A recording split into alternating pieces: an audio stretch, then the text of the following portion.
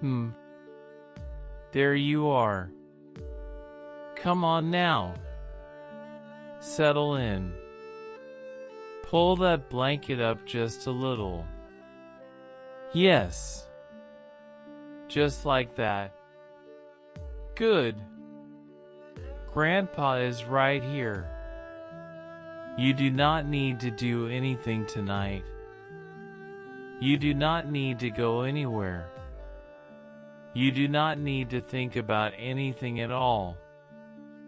All you need to do is breathe. Just one slow breath in. And let it go. There. That is all. Tonight Grandpa wants to tell you something. Something gentle.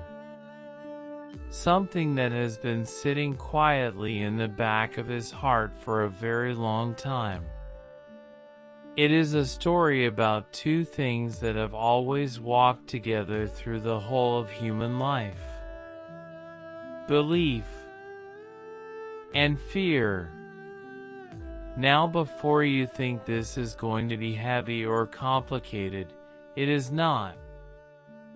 I promise you that. It is actually one of the most peaceful things Grandpa has ever come to understand.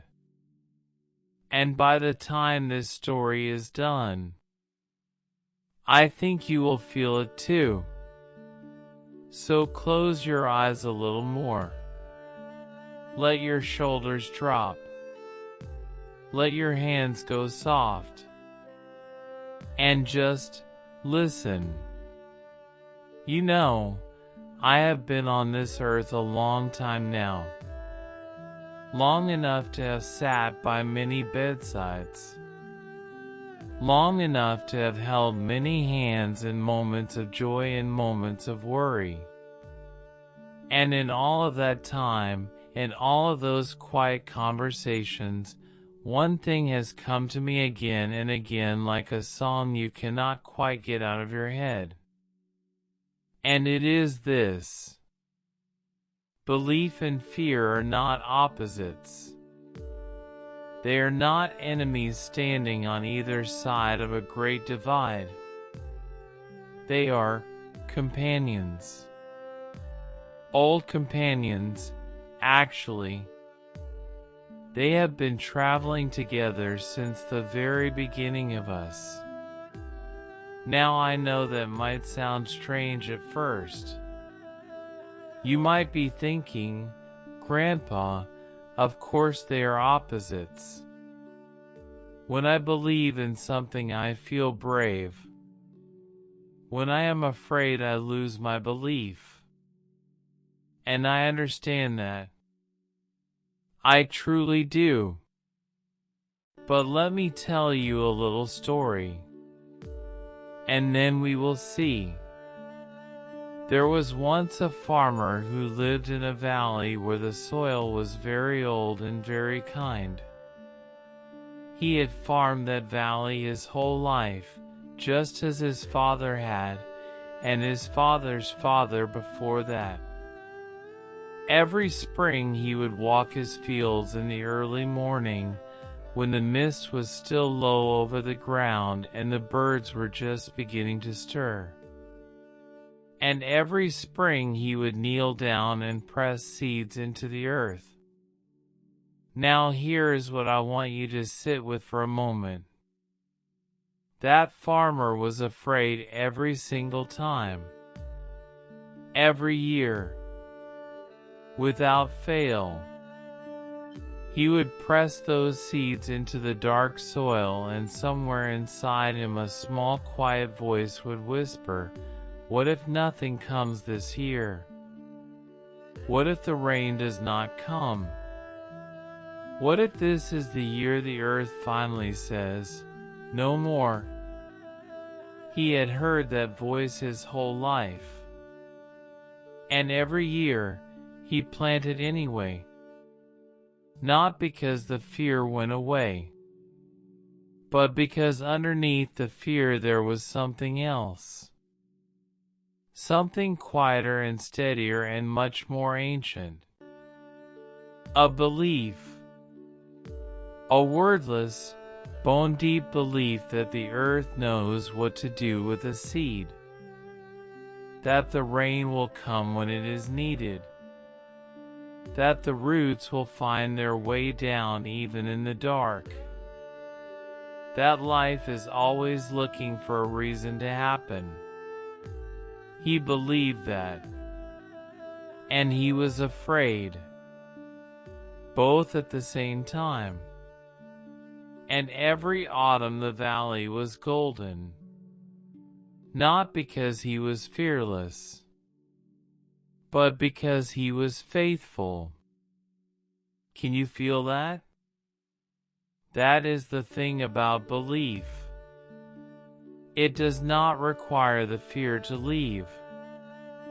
It just has to be present alongside it, like a candle that keeps burning even when the wind is blowing. The wind is not the enemy of the flame.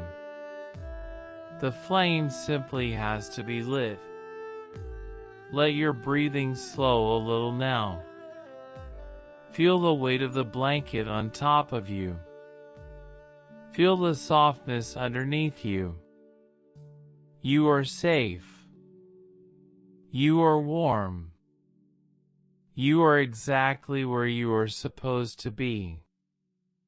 And Grandpa is still right here. Now I want to talk to you for a moment about fear itself, because I think fear gets a very bad name in this world. People speak about it like it is a weakness. Like if you feel it, then something is wrong with you. Like the goal is to one day wake up and not feel it at all. But here is what Grandpa has learned. Fear shows up precisely because something matters. Think about it. You do not feel afraid about things you do not care about. You do not lie awake at night worrying about something that means nothing to you. The fear is a signal. It is the mind's way of saying, this is real. This is important. I am paying attention here. And if the thing is real and important and you are paying attention, that is not weakness. That is love, actually. It is care wearing a different coat. When a mother sits up late because her child has a temperature and she is worried, that worry is not the opposite of her love for that child. It is an expression of it. When a young person stands at the beginning of something new, a new path, a new beginning, a new chapter of their story, and they feel that trembling in their chest, that trembling is not a sign they should turn back. It is a sign they have arrived at something real, something worth doing. And somewhere beneath the trembling, there is a belief. There is always a belief. It might be very quiet. It might be almost too small to hear. But it is there. It has always been there. Let me tell you another little story. A much smaller one. But I love it very much. When my own child was young, oh, she must have been about as tall as a sunflower in late summer, she decided she wanted to learn to ride a bicycle. Now this was a big decision for her. She thought about it for days before she even asked. And I could see it in her face when she finally came to me. That mixture. That beautiful complicated mixture of wanting and worrying all at once. She believed she could do it. I could see that too. Somewhere behind the eyes there was this quiet, bright thing that said, "I think I can." But she was also afraid. Afraid of the wobbling. Afraid of the falling. Afraid of that moment when the ground comes up faster than you expected it to. And so we went outside together, she and I, on a quiet afternoon when the light was golden and the street was empty and the world felt very soft. And I held the back of the seat. And she pedaled. And she wobbled. And she fell once. And sat on the grass for a moment. And I sat beside her. And we did not say very much. We just sat. And then she got back up. Not because the fear was gone. The fear was still there. She told me so herself. She said, "Grandpa, my stomach feels all funny." And I said, "I know. Mine did too when I learned." That funny feeling means your body knows this matters. And she looked at me very seriously, the way children do when they are deciding whether to trust something. And then she got back on. And she rode. Wobbly at first. And then less wobbly. And then, somewhere in the middle of that golden afternoon, she was just riding. And the sound she made. The sound of that little girl discovering that her belief had been right all along. That sound is one of the most beautiful things I have ever heard. She believed she could, even when she was afraid she could not. And both of those things were true at the same time. And she rode anyway. Your body is getting heavier now, I imagine. Your eyelids are doing that soft, slow thing they do when sleep is very close. Let them. Just let them do what they want to do. There is nothing to hold on to right now. Nothing that needs you to be awake. Just this voice. Just this story. Just the warmth around you. Breathe slowly. Good. Now, where was I? Belief. You know, people sometimes think belief is something you either have or you do not have. Like it is a thing you can pick up or put down. Like on some days you have plenty of it and on other days it is just gone. But in Grandpa's experience, belief is much more like a fire. It needs tending. It needs small, consistent attention. On the days when the fear is loud, when the whispers are getting to you, when everything feels wobbly and uncertain and the ground does not feel quite solid beneath your feet, those are the days when the belief needs the most gentle care. Not force. Gentleness. You do not shout at a fire to make it burn brighter. You add a small, quiet piece of wood. You cup your hands around it. You give it just enough air. And it responds. Belief is the same. On the nights when the worries are circling, when the thoughts are spinning, when you cannot quite find the solid ground, you do not need to wrestle the fear to the ground and make it stop. You just need to add one small, quiet piece of wood to the belief. One small thing you know to be true. I am still here. I have made it through hard things before. The morning will come. I am loved. I am not alone. Something good is possible. Just one. That is all it takes. And the belief flickers. And the fear does not disappear.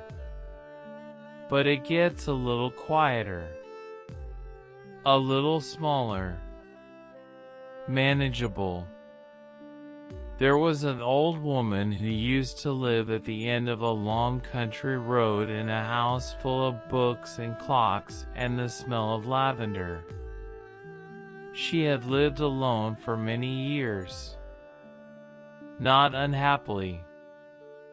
She was a person who enjoyed her own company and knew how to make a cup of tea last a very long time.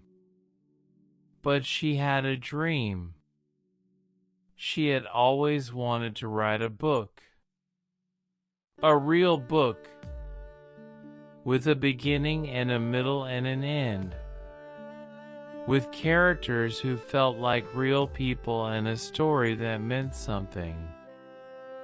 She had wanted this since she was a young woman. But the years had gone by. And there had always been reasons. The children when they were small. The work that needed doing. The life that kept asking things of her. And underneath all the reasons, if she was honest with herself, there was the fear. The fear that she would begin and not be able to finish. That the story inside her was only beautiful because it had never been let out. That once she put it on a page it might turn out to be ordinary. Small. Not worth the reading. That fear had sat with her for a very long time. Until one autumn, when the leaves were turning and the mornings were getting crisp and she found herself with more time than she had ever had before, she sat down at her kitchen table with a cup of tea and a very ordinary notebook. And she wrote the first sentence. Just one. Just the first. And the fear was there. Sitting right beside her, leaning over her shoulder, peering at the page. But so was something else. A quiet excitement. A sense of rightness. The feeling of finally doing the thing your soul has been quietly asking you to do for a very long time. She wrote one sentence that day. And the next morning she wrote a few more. And slowly, the way a garden grows, slowly and steadily and sometimes so gradually you do not notice until you look back and see how much has changed, the book came.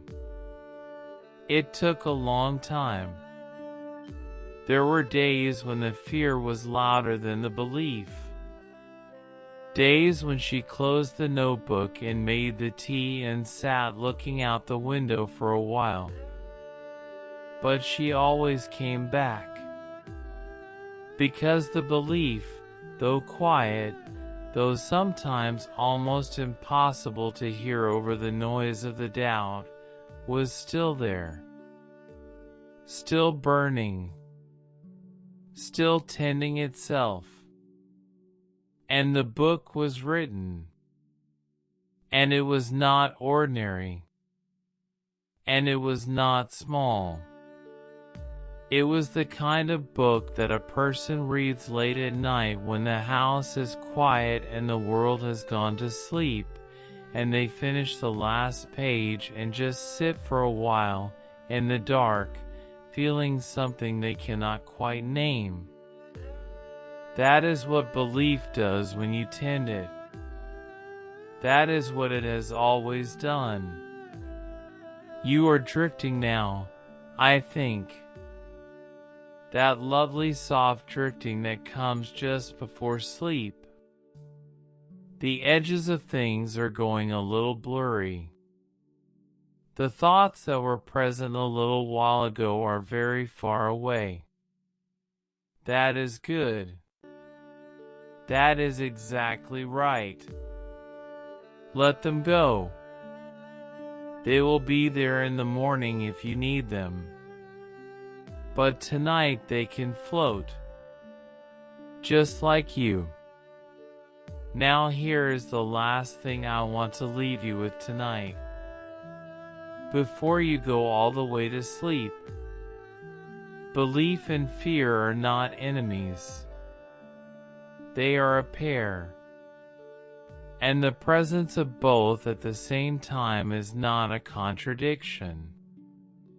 It is not a sign that something is wrong with you. It is actually a sign that you are fully, beautifully, completely alive. The things that matter most in a human life always arrive with that mixture. The love that matters most. The work that matters most. The moment you step into something new and real and genuinely yours. All of it comes wrapped in both. The belief that says, yes, this is worth it. And the fear that says, yes, this is real. And both of them are right. Both of them are true. And you brave and quiet soul lying here in the softness of this night, you have held both of them your whole life. In every moment that ever mattered. You believed. Even when you were afraid. You kept going. Even when the whispers were loud. You planted the seeds anyway. You got back on the bicycle anyway. You sat down with the notebook and wrote the first sentence anyway. Maybe not every time. Maybe sometimes you waited. And that is all right too. But you are here. You are still here. And that is belief, little one. That has always been belief. Let your whole body sink now. Let the bed hold you the way it always does. It knows how to do this. It has been doing it for a long time. Let the darkness behind your eyelids be soft.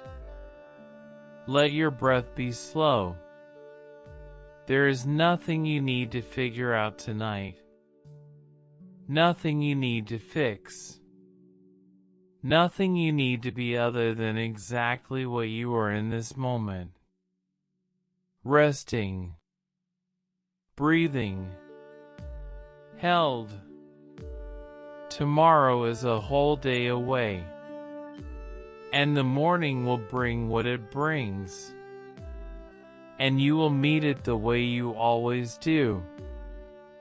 With your fear. And your belief. Walking alongside each other the way they have always done. But that is tomorrow. Tonight there is only this. The quiet. The warmth. the soft sound of the world settling into rest. And Grandpa's voice getting a little quieter now. A little softer. Because you are almost there. Almost. Sleep now. You have done enough today. You are enough. You have always been enough. Good night. Sleep well. Grandpa is right here.